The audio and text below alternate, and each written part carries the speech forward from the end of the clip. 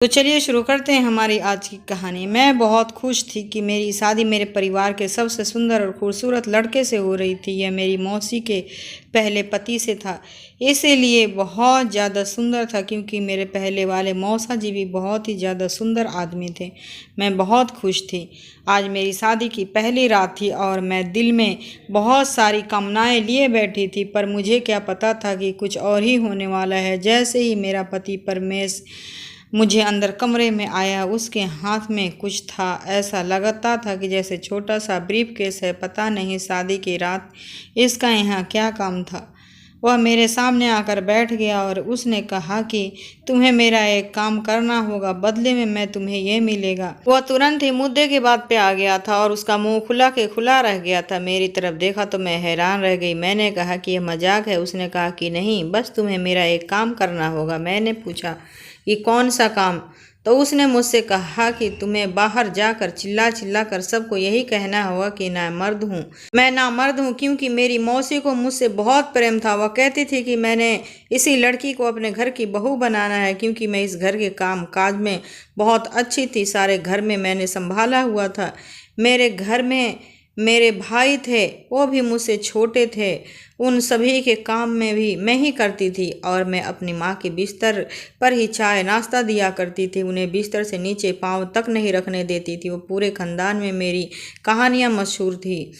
फलाना की लड़की ने ऐसे घर संभाला हुआ है, जहाँ जाएगी घर भर देगी। मेरी मौसी बूढ़ी थी, उनकी बेटियाँ कोई काम नहीं करती थी। उनकी पहली भी शादी हुई थी, उसमें से उनका एक बेटा था और दूसरे पति से 3 बेटियां थी। पूरा दिन बस तैयार होकर बैठ जाती थी, कुछ नहीं करती थी। इसीलिए उनको ऐसी बहू चाहिए थी जो घर को संभाले। उनके घर में जाओ तो घर से बदबू आती थी, जगह जगह कचरा पड़ा हुआ होता था। मैं कहती थी कि मौसी ये सब क्या है? तो कहती थी कि मैं क्या करूं, बूढ़ी जान हूं। जब तक उन्हें रिश्ते की बात करूं तो मेरा मन तुरंत मान गया। उसने कहा कि मैं अपनी बहन के घर में बेटी दूंगी तो क्या मसला होगा, और वैसे भी रमेश तो पहले पति से है, उसकी शादी भी हमारी बेटी के साथ हो सकती है। हमारी शादी की बातें होने लगी। मेरी मौसी बहुत बीमार रहती थी, उन्होंने ब्लड प्रेशर का मसला था। जब उनकी कोई बात नहीं मानी जाती या कोई ऐसी बात हो जाती थी तो उनको पसंद नहीं होती थी, तो उनका ब्लड प्रेशर बढ़ जाता था और वह सीधा अस्पताल पहुंच जाती थी। ऐसा लगता था कि मर जाएंगी, लेकिन जैसे ही उनकी बात मान ली जाती थी वह ठीक हो जाती थी और उनका ब्लड प्रेशर नॉर्मल हो जाता था।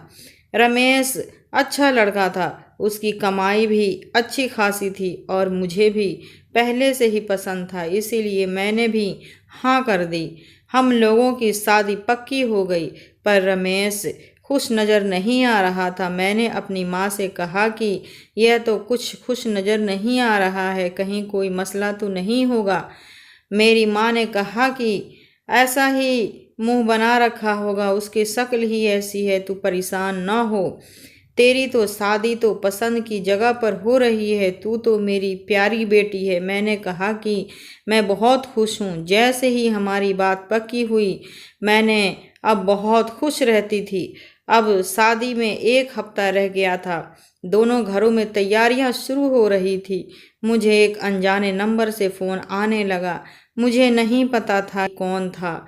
मुझे लगा कि शायद मेरी कोई रिश्तेदार है, क्योंकि शादी वाला घर था तो लोग फ़ोन करके पूछ रहे थे कि शादी कब है, हम कब तक आएंगे। आजकल तो फ़ोन पर ही न्योता दिया जाता है, इसीलिए मैंने कॉल उठा ली। उस तरफ से कोई लड़की बोल रही थी, लेकिन आवाज़ से ऐसा लग रहा था कि जैसे मुंह में सुपारी डालकर चबा रही हो। उसने कहा कि रमेश से शादी नहीं करना, नहीं तो तुम्हारे साथ बहुत बुरा होगा। मैंने कहा कि कौन हो तुम, कहाँ से बोल रही हो और क्यों ऐसा क्यों कह रही हो? उसने कहा कि मैं जो हूँ, मैं तुम्हारे फ़ायदे की बात कर रही हूँ। उससे शादी नहीं करना है तो तुम्हारे साथ बहुत बुरा होगा। मैंने कहा कि तुम्हारी कोई बात मैं कैसे सुन सकती हूँ? अगर तुम्हारे पास वाकई कोई सबूत हो तो मुझे सबूत दिखाओ, नहीं तो इस तरह की बातें नहीं करो। मुझे पता था कि जब शादी होती है तो कोई ना कोई ऐसी वैसी बात जरूर करता है, और तुम्हारे खानदान वाले तो ऐसे ही थे सारे, वो भी किसी को खुश होता हुआ नहीं देख सकते थे। जब सामने बैठ जाते थे तो ऐसा लगता था कि एक दूसरे से बड़ा प्रेम है, और पीठ पीछे चुगलियाँ करते थे। मुझे इस बात के बारे में अपनी माँ को और पिताजी को बता देना चाहिए था। भाई तो मेरे छोटे थे, पिताजी का ही सहारा था, लेकिन फिर मैंने कहा कि पता नहीं कौन है जो शरारत कर रहा है। ये ना हो कि बात बिगड़ जाए, मेरे पिताजी क्या कर लेंगे, और वैसे भी बूढ़े हो चुके हैं। मेरी शादी हो रही थी, मैंने घर में कोई भी मसला नहीं बनाना चाहती थी, इसीलिए मैंने किसी को ये बात नहीं बताई। मुझे बार बार उसी नंबर से कॉल आ रही थी। जब मैंने कॉल नहीं उठाई तो मैसेज आते रहे। मैसेज में भी यही लिखा था कि रमेश से शादी ना करना, वह शादी से पहले दिन ही तुम्हें ऐसा रंग दिखाएगा कि तुम हैरान रह जाओगी। तुम्हारे साथ बहुत बुरा होगा, चीखें मारती हुई कमरे से बाहर निकलोगी। ये जो भी था वो मुझे शादी से और रमेश से क्यों डरा रहा था, ऐसी ऐसी बातें क्यों कर रहा था कि अगर मेरी जगह कोई बेवकूफ़ लड़की होती तो अभी तक ये बात को फैला देती। पर मुझे पता था कि यह जो कोई भी है, यह मेरे फ़ायदे की बात नहीं कर रहा है। हो सकता है रमेश की कोई पुरानी गर्लफ्रेंड हो, लेकिन रमेश तो ऐसा नहीं लगता था। वह तो सबको कहता था कि मैंने कभी किसी लड़की को आंख उठाकर देखा तक नहीं है, और मुझे भी ऐसे ही लगता था। हमारे खानदान में चुगली की बहुत आदत थी। अगर ऐसा होता तो रमेश की कोई गर्लफ्रेंड होती तो अब तक ये बात कहीं ना कहीं से मुझ तक जरूर पहुंच जाती। मेरी शादी हो गई, और जब मैं अपने कमरे में बैठी थी, सभी रीति रिवाज के साथ मेरा स्वागत किया गया, और मैं बहुत खुश थी। कुछ लोग शादी में भी ये कह रहे थे कि लड़का बहुत सुंदर है, लेकिन लड़की की रंगत काली है। मौसी ने सबको कहा कि आजकल रंग रूप कौन देखता है, लड़की पढ़ी लिखी है, समझदार है, घर को संभालने वाली है, और फिर यह रंग रूप तो 4 दिन के लिए होता है। जब सारे खानदान वाले देख लेते हैं कि हाँ बड़ी सुंदर बहू लेकर आए हैं, तो उसके बाद सब ससुराल वाले कहते हैं कि अब हमारे लिए कोई खाना बनाओ, अच्छे अच्छे व्यंजन बनाओ, और तब पता चलता है कि वो बहू रानी तो कुछ भी बनाना नहीं आता, वह तो सिर्फ अपने मुंह पर मेकअप ही लगा सकती है। तो फिर घर नर्क बन जाता है। और मेरी मौसी तो पहले ही बूढ़ी हो गई थी, उनकी अपनी बेटियों की भी कुछ आदत अच्छी नहीं थी। मुझे मेरी माँ ने कहा था कि तू जा रही है, लेकिन वहाँ तुझे बहुत काम करने पड़ेंगे। पर मैंने दिल में सोचती थी कि मैं घर में कौन सा आराम करती थी, और इंसान चलता फिरता रहे तो अच्छा लगता है। मौसी ने कहा था कि घर की साफ सफाई और कपड़े धोने के लिए वो नौकरानी रख लेंगे, लेकिन खाना तो मेरी बहू बनाएगी। घर खाना बनाने और रसोई संभालने की बात थी, तो मुझे इसमें कोई आपत्ति नहीं थी। मैं तो खुश थी, बदले में इतना सुंदर हमसफ़र भी तो मिल रहा था। अब मैं अपने कमरे में बैठी थी, थोड़ी डरी हुई सहमी हुई सी थी। तो मेरी मौसी का ही घर था, इसीलिए मुझे ज़्यादा परेशान होने की ज़रूरत नहीं थी। लेकिन मैं अपने पति रमेश से डरी हुई थी, क्योंकि जब से हमारी शादी की बात पक्की हुई थी तो उसने मुझे एक बार भी फ़ोन नहीं किया था। यहाँ तो लड़का लड़की की बात पक्की होते ही वह एक दूसरे फ़ोन पर बातें करना शुरू कर देते हैं, पूरी रात बातें करते रहते हैं। और मुझे ऐसा लगता था कि अच्छी बात है कि पहले ही एक दूसरे से बातचीत हो जाती थी। शादी तो मेरी आजकल के ज़माने के हिसाब से हुई थी, लेकिन ऐसा लग रहा था जैसे 50 साल पुरानी शादी है, क्योंकि अब तक मेरी रमेश से खुलकर बात ही नहीं हुई थी। वह कभी हमारे घर आता था तो बस नमस्ते करके ही निकल जाती थी, और फिर उसके लिए कोई खाने पीने की चीज़ बना देती थी। उसे मेरी हाथ का पका खाना बहुत पसंद था। खुश तो हो रहा होगा कि अब सारी ज़िंदगी अच्छा खाना खाने को मिलेगा। वो कहते हैं ना, कि शादी हमेशा अच्छा खाना बनाने वाले से ही करनी चाहिए, क्योंकि शादी के बाद प्यार तो कम हो सकता है लेकिन भूख कम नहीं होती। मैं इस बात पर हंस रही थी। जब दरवाजे में हलचल हुई तो मैंने तुरंत घूंघट नीचे कर लिया। मैं समझ गई कि मेरा पति आ गया। जब वह मेरा पति ही था और यह सोचकर भी मैं बहुत खुश थी और अच्छा लग रहा था। उसके हाथ में कोई चीज़ नहीं थी। मुझे लगा कि शायद मेरे लिए कोई गिफ्ट लाया होगा, लेकिन क्या उसे इतनी अकल नहीं थी। नई नवेली दुल्हन के लिए उपहार लाने में से प्रेम बढ़ता है। मुंह तो उसने ऐसे बना रखा था जैसे उसकी जबरदस्ती शादी हो रही थी। वह मेरे सामने आकर बैठ गया और कहने लगा कि यह तुम्हारा तोहफा है, लेकिन तुम्हें कब मिलेगा, अभी तुम सो जाओ। उसने तो बात शुरू होने से पहले ही ख़त्म कर दी। मेरा घूंघट भी नहीं उठाया। मैंने कहा कि सुनिए जी, घूंघट तो उठा दें।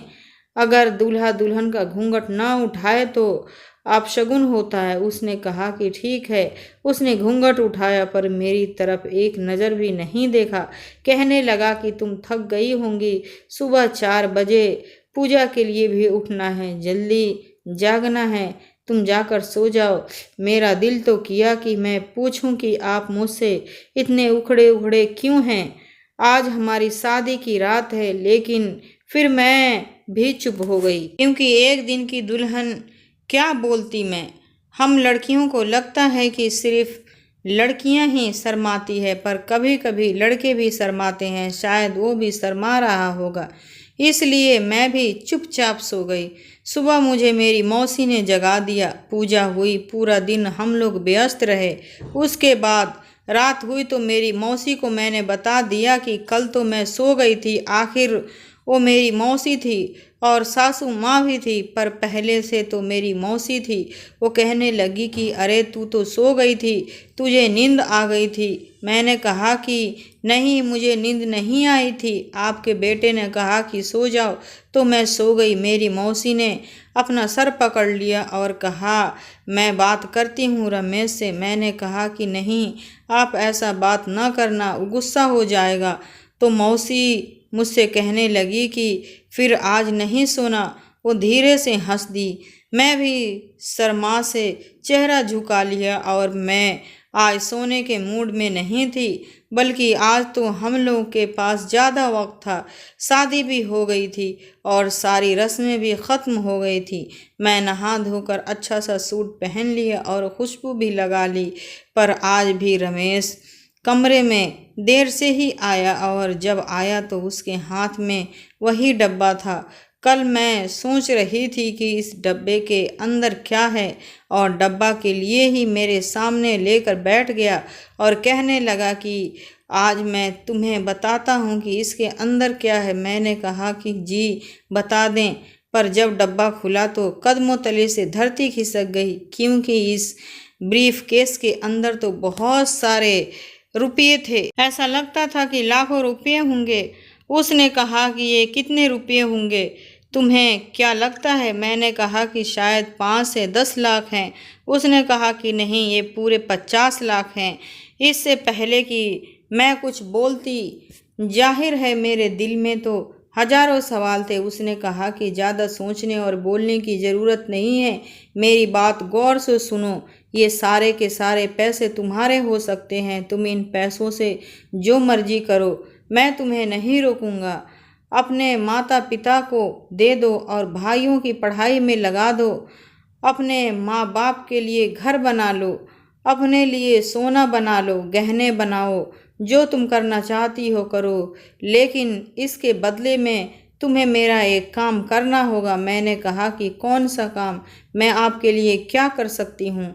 मैं अपने पति के लिए ज़्यादा से ज़्यादा क्या कर सकती हूँ, और अगर वह मुझे कुछ भी करने को कहता तो मैं मान जाती, क्योंकि मैं तो गरीब घर से थी और मेरे भाई थे जिनकी बहुत सारी ज़रूरतें थीं।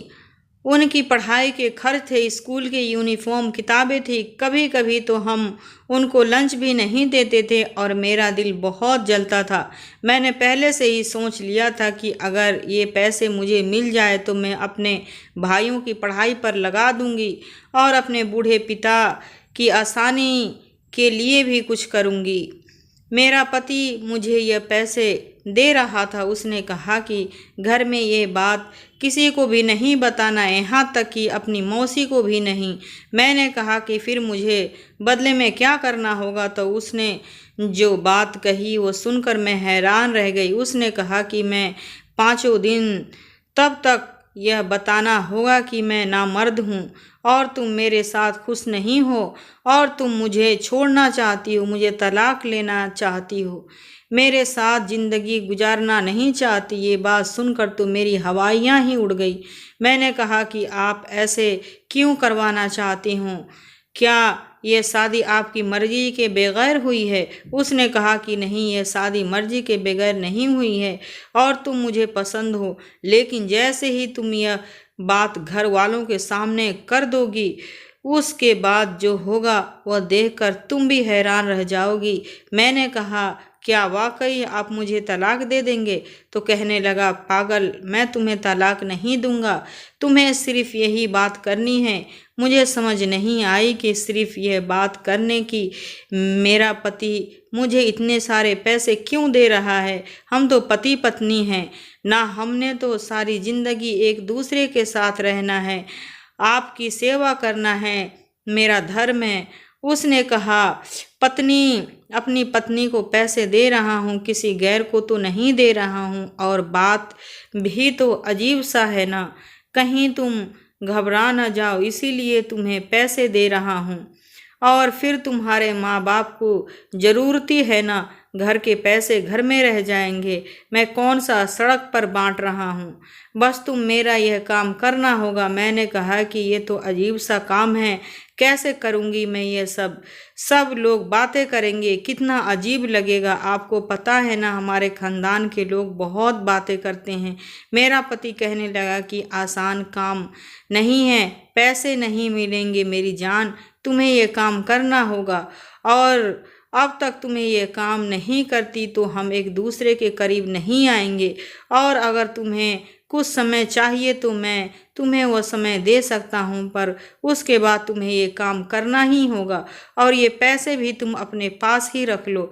तुम्हारे दिल में अगर कोई भी सवाल आए, कोई भी, तो तुम इन पैसों से थोड़े पैसे खर्च कर सकती हो, तुम्हारा दिल खुश हो जाएगा, फिर तुम्हें पता चलेगा कि यह काम तो बहुत आसान है। मैंने कहा ठीक है, मुझे 5 दिन का समय दे दीजिए, मैं उसके बाद आपका यह काम कर दूंगी। मेरे पति ने कहा, हाँ बिल्कुल ठीक है, मुझे कोई आपत्ति नहीं है, चलो अब तुम सो जाओ, यह अभी पैसे उठाकर संभाल कर रख दो, लेकिन अब इनकी हिफाजत करना भी तुम्हारी जिम्मेदारी है।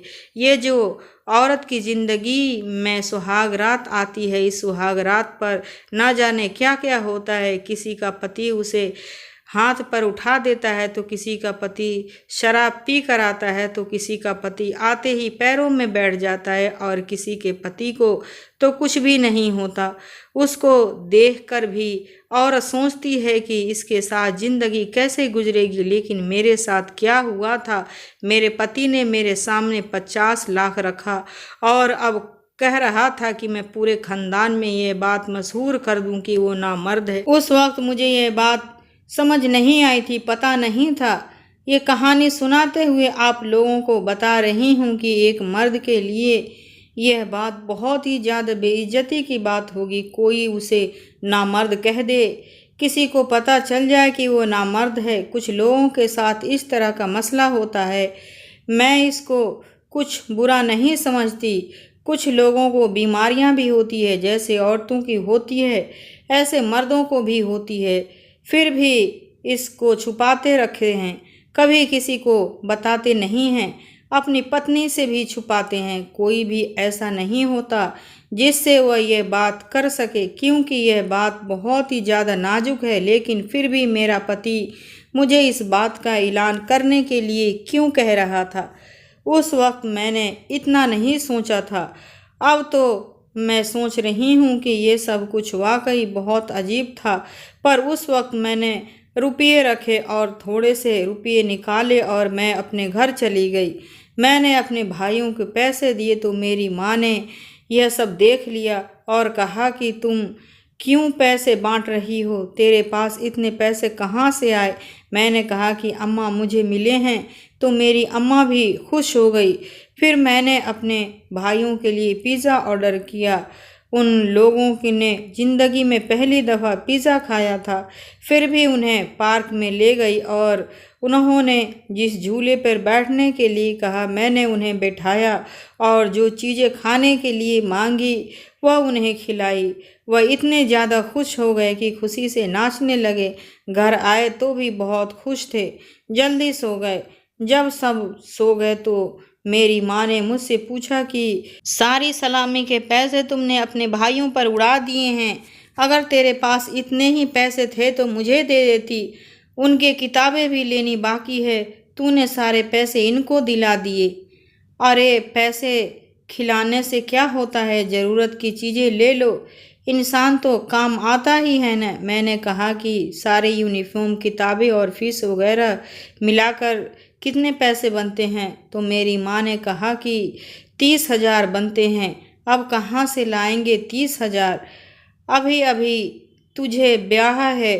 तेरे बापू कह रहे थे कि आज किसी से कर्जा ले लेंगे, नहीं तो 1 साल का जायज़ा लिया जाएगा। मैंने अपनी अम्मा के हाथ में 40,000 रुपये रख दिए। मैंने कहा कि उनकी फ़ीस भी दे देना, यूनिफॉर्म भी बनवा लेना, किताबें भी ले लेना और 10,000 बापू को भी दे देना। उनका कहना है कि अपनी जेब में रखे काम आ जाएंगे। मेरी माँ ने मुझे हैरान होकर देखा तो मैंने कहा कि अम्मा आपको बताया था ना, बहुत सारे पैसे मिले हैं। मेरी अम्मा तो खुशी से रोने लगी, कहने लगी कि तेरी मौसी हमसे ज़्यादा अमीर है और अच्छी हालात में है। मुझे खुशी है कि मैंने तेरी शादी वहीं पे करवाई है। तो तेरा है ना, खुश है ना बेटा? मैंने कहा कि हाँ, मैं बहुत खुश हूँ और आप चिंता नहीं करो। मैं अपने भाइयों के सारे खर्चे उठाऊंगी और हमेशा उन्हें इसी तरह खुश रखूंगी। आज का दिन मेरा बहुत अच्छा गुजरा। मेरे पति ने सही कहा था कि थोड़े पैसे खर्च करोगी तो तुम्हें इन पैसों की कीमत का अंदाज़ा होगा कि इस दुनिया की सारी खुशियाँ पैसे से खरीदी जा सकती है। जो लोग कहते हैं कि पैसे से खुशी नहीं खरीदी जा सकती है, वो झूठ बोलते हैं। पैसे से तो प्यार भी खरीदा जा सकता है। एक चीज़ जो पैसे से नहीं खरीदा जा सकता वह है वफादारी। आप किसी भी को भी दिल में पैसे के साथ अपने लिए प्यार तो जगा सकते हो, लेकिन अपने लिए वफादारी पैदा नहीं कर सकते हो। रात में तो मेरा पति मुझसे दूर रहता था। उसने कहा था कि बस 5 दिन है तुम्हारे पास सोचने के लिए, उसके बाद तुम्हें यह काम करना ही होगा।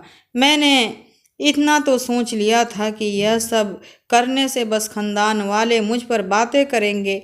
मेरे पति की थोड़ी बहुत बेइज्जती ज़रूर होगी, लेकिन वह कह रहा था कि उसके बाद जो होगा वह देखकर तुम भी हैरान हो जाओगी। अगर ऐसे वैसी बातें नहीं होती तो वह मुझसे ये सब बातें करने के लिए नहीं करवाता।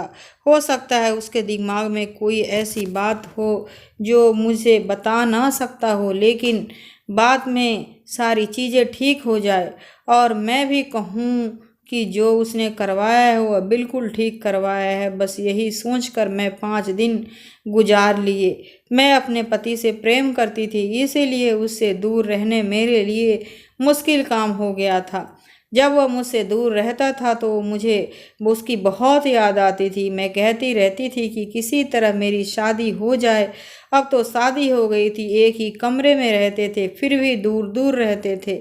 यह मेरे लिए बहुत ही बड़ी सज़ा थी, पर जो समय उसने मुझे दिया और मैंने मांगा था वह ख़त्म हो गया था।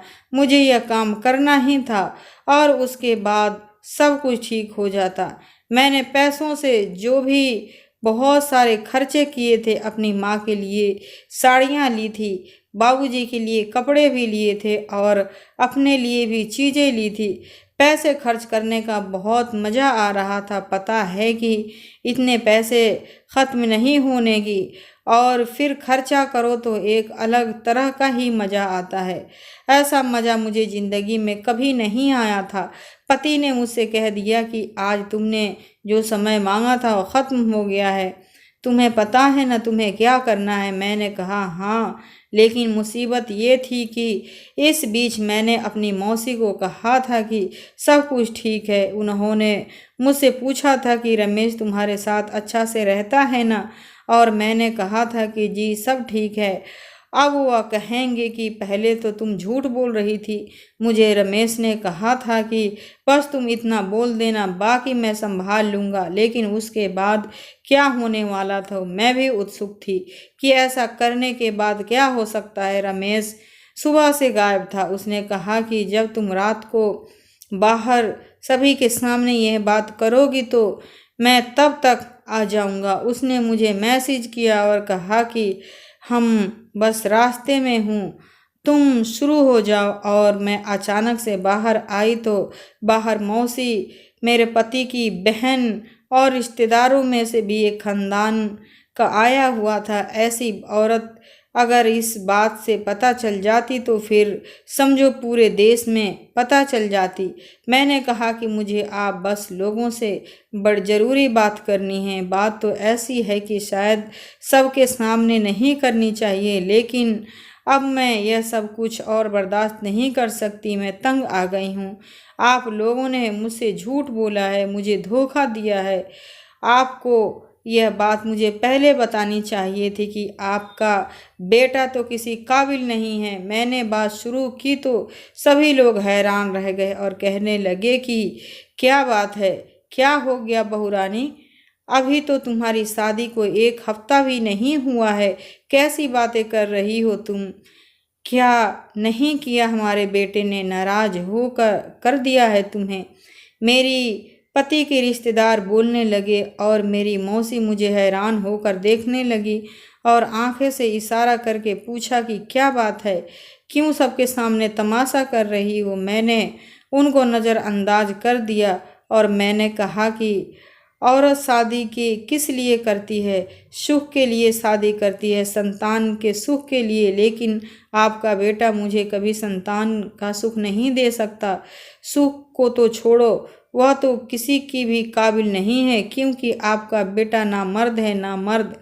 मैंने इस बात का क्या कि सब लोग हैरान रह गए, जैसे सब पर बिजली ही गिर गई। मेरा पति भी घर के अंदर आ गया और उसने भी बात सुन ली। मेरी मौसी परेशान हो गई और कहने लगी कि रमेश देख ये कैसी बातें कर रही है। अगर तुम लोगों का कोई आपसी झगड़ा है तो उसे कमरे में बैठकर ख़त्म करो। क्या कहा तुमने उसको? मैंने कहा कि मौसी आपसी झगड़ा ख़त्म होगा ना जब हम लोगों में साथ रहना होगा। मैं ऐसे पति के साथ नहीं रहना चाहती हूँ, यह तो किसी भी काबिल नहीं है। आपको मेरी बात समझ में नहीं आ रही है क्या? मैं आपको ज़्यादा खुलकर बताऊं? मेरी मौसी तो हैरान ही रह गई और कहने लगी कि ये क्या बोल रही हो तुम? रमेश कुछ नहीं बोल रहा था। मुझे लगता था कि बस मेरा काम हो गया, मुझे इतना ही कहना था। लेकिन जो रमेश ने किया वो देखकर मेरी जान ही निकल गई। उसने कहा कि मैं आप लोगों को बताया हूँ कि सच्चाई क्या है। यह मेरे साथ रहना ही नहीं चाहती, क्योंकि इसका पहले से ही किसी और के साथ ताल्लुक़ है, और ऐसा वैसा नहीं। ये जो रोज़ घर से निकल जाती है उसी के पास जाती है। जब मुझे इसके बारे में पता चल गया तो और मैंने कहा कि यह बात मैंने सबको बता दूंगा, तो उसने कहा कि मैं भी झूठ बोलकर सबको बता दूंगी तुम नामर्द हो और मैं तुम्हारे साथ नहीं रहना चाहती हूँ। मेरे पास सबूत है। रमेश ने कहा कि मैं आपको सबूत दिखाता हूँ। इसने मुझे कहा था कि मैं तुम्हारे साथ नहीं रहूँगा जब तक तुम मुझे बहुत सारे पैसे लेकर नहीं दोगे। मैंने सोचा कि मेरे घर परिवार की इज्जत का सवाल है। मेरी माँ बहुत दुखी होगी कि उनको उनके अपने ही रिश्तेदार ने इतना बड़ा दुख दिया है, इसीलिए मैंने कहीं से कर्जा उठाकर इतने सारे पैसे दिए हैं। ये देखकर सब पैसे मैं इसी के लिए लेकर आया था। मैंने कहा कि बस तुम घर में रहो, बेशक पैसे खर्चा करो, घर का कोई काम नहीं करो, लेकिन मेरी माँ का दुख नहीं देना। मेरी माँ बड़ी बीमार है, परेशान हो जाएगी। पर फिर इतने सारे सब कुछ किया, देखो वरना इतने सारे पैसे इस घर में कहाँ से आ जाते। हमें क्या ज़रूरत पड़ी है इतने पैसों की। यह देखकर मैं हैरान रह गई। उसने पूरी बात ही पलट दी थी। उसने सारा इल्ज़ाम मेरे ऊपर गिरा दिया था और मुझे सबके सामने बुरा बना दिया था, और मैं भी यह कह चुकी थी कि मुझे रमेश के साथ नहीं रहना। मेरी मौसी मेरे पास आई और मेरे मुंह पर थप्पड़ मारा। उसके बाद उनकी तबीयत खराब हो गई और वह हॉस्पिटल चली गई। उन्होंने अस्पताल में ही रमेश से कहा है कि वो मुझे तलाक दे दे, और अभी अभी जाकर तलाक के कागजात बनवा कर लाए हैं और उस पर दस्तखत करे। और उसने ऐसे ही किया। देखते ही देखते मेरी ज़िंदगी तो बर्बाद हो गई। मैं सबको बार बार कहती रही कि मुझे रमेश ने ही कहा था कि मैं आप सब लोगों को यह बताऊं, तो कोई भी मेरी बात पर यकीन करने के लिए नहीं तैयार हो रहा था। सब यही कह रहे थे कि कोई भी मर्द अपने आप को कभी भी ऐसा नहीं कहता, और वह तुम्हें ऐसा क्या कह रहा था, क्या साबित करवाना चाहता था। इस तरह तो उसकी अपनी बेइज्जती होनी थी। तुम ही झूठ बोल रही हो, तुम ही झूठी हो। मैं वापस अपने घर आ गई और अब सब लोग मुझे एक बेवकूफ़ औरत कहते थे कि तुम अपना घर खुद बर्बाद किया है। मुझ पर विश्वास सिर्फ मेरी माँ को ही था। बाकी सब यही कहते थे कि मेरा पुराना पति ही ठीक कह रहा था। पर उसने यह सब कुछ किया क्यों, यह जानकर मैं और भी ज़्यादा हैरान हो गई थी। उसने यह सब कुछ एक लड़की के लिए किया था जो बहुत ज़्यादा अमीर थी, सुंदर थी। वह उसके साथ शादी करना चाहती थी। आप लोग सोच रहे होंगे कि अगर वह इतना अमीर और सुंदर थी तो वह पहले उसके साथ शादी कर लेता, फिर उसने मुझ जैसी गरीब से शादी क्यों की। अपनी माँ को मना नहीं कर सकता था। हाँ, अपनी माँ को मना नहीं कर सकता था, क्योंकि वह लड़की अमीर और सुंदर तो थी, लेकिन वह अच्छी लड़की नहीं थी। वह बुरा काम करती थी और बुरा काम करके ही उसने बहुत पैसे बनाए थे, और वही 50 लाख रुपये जो मेरे पति ने मुझे दिए थे वह उसी लड़की के थे। उसके बाद वह पैसे भी मुझसे ले लिए। पहले उन लोगों ने मुझे फ़ोन करके भड़काया था कि शायद मैं इतने से ही पीछे हार जाऊंगी, लेकिन जब पीछे नहीं हटी तो फिर उन्होंने दूसरा प्लान बनाया। फ़ोन उसी लड़की ने किया था। मेरी मौसी कभी भी उसकी शादी ऐसे लड़की से नहीं करवाना चाहती थी जो ना जाने कितने मर्दों के साथ सो चुकी थी, लेकिन मेरे पुराने पति ने मेरी मौसी को इस तरह से अपनी बातों में लगाया कि आपकी मर्जी से तो मैंने शादी करके देख ली है। उस लड़की ने मेरे साथ एक हफ्ता नहीं गुजारा।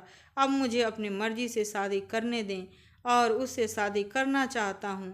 मैं शादी करूँगा। और मेरी मौसी ने उसे अनुमति दे दी। हाँ बेटा, मैंने अपनी मर्जी से शादी करके देख ली है। तेरी तो ज़िंदगी बर्बाद कर दी थी मैंने। अब तू अपनी मर्जी से कर ले, जहाँ तेरा दिल करता है वहाँ शादी कर। पहले ही मैंने तेरे साथ बहुत ज़्यादा बुरा किया है। मेरे पति ने हम सब के साथ खेल खेला था। उसने अपनी माँ के साथ भी खेल खेला और मेरे साथ भी। मैं बेवकूफ़ थी, उम्र की कमी थी, मुझे बेवकूफ़ बना दिया गया। लेकिन अब मैं इस बात को काफ़ी समय गुजर गया है। सुना है कि मेरी मौसी की तबीयत आजकल बड़ी ख़राब है और वह लड़की उनका बिल्कुल भी ख्याल नहीं रखती है। अब 2 जगह नौकरी करती हूँ, अपने भाइयों की पढ़ाई के लिए पैसा जमा करती हूँ, बहुत ज़्यादा मेहनत करती हूँ। अपने भाइयों को पढ़ा लिखा कर अच्छा आदमी बनाना चाहती हूँ, अच्छा मर्द बनाना चाहती हूँ।